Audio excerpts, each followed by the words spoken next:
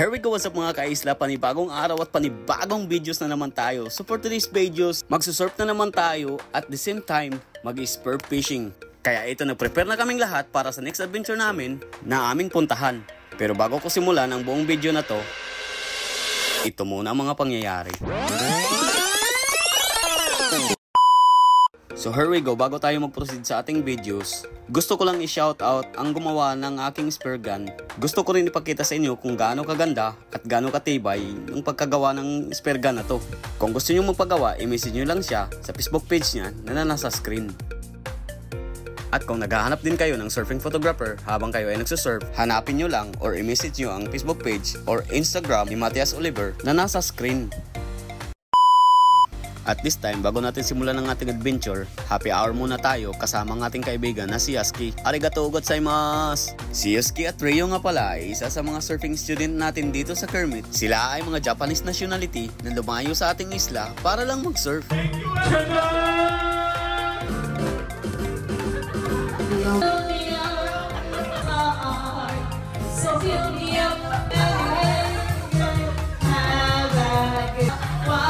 Ups, tika lang.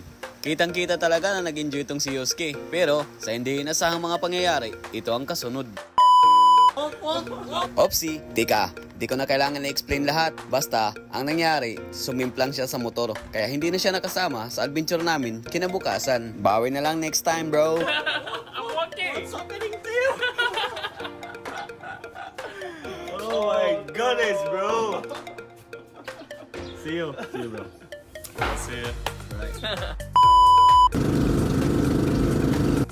At this time, papunta kami sa surfing spot na ayon sa aming pinagplanuhan. Kahit hindi nakasama si Yasuki, tuloy pa rin ang laban. Let's go! At nung napadaan kami dito sa Tuwason at Cloud9, ang daming nagsusurf, kaya pumunta kami sa unahan para maghanap kami ng alon ayon sa aming mga plano. At nung nakarating kami sa pwesto namin, ang liit ng alon, kaya napagdesisyonan ni Captain Eloy na bumalik sa Tuwason Point. At nung nakabalik na kami dito sa Tuwason, excited na kaming lahat para makapag-surf. Kaya paring Barry, ano pang hinintay mo? Tapon mo na yung angkla. Let's go! Nice.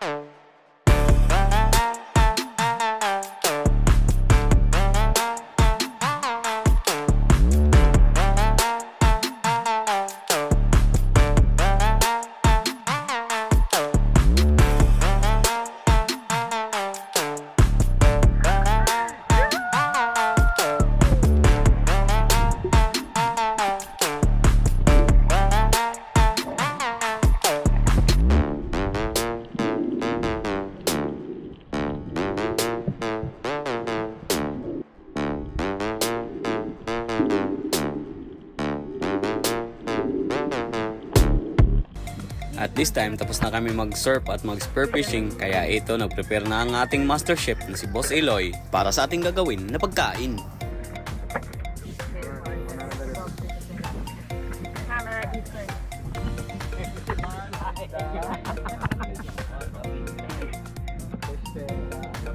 Dari nga pa rin. Fiesta. That's the special.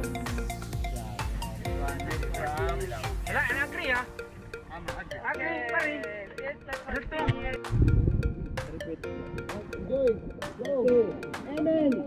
At ito nga, wala nang intro-intro. Sinimula na namin ang pagkain dahil sabik na kaming kumain ng kilawin ni Boss Iloy. At kitang-kita sa ating mga bisita, nagutom na rin sila.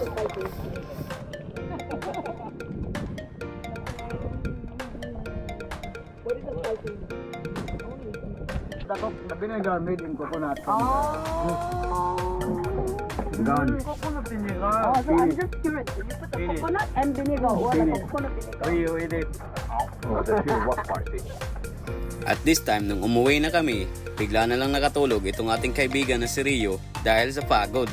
Pati na rin si Paring Bari ay nakatulog din. Napakasarap talaga mamuhay dito sa isla. Surf, eat, sleep, repeat.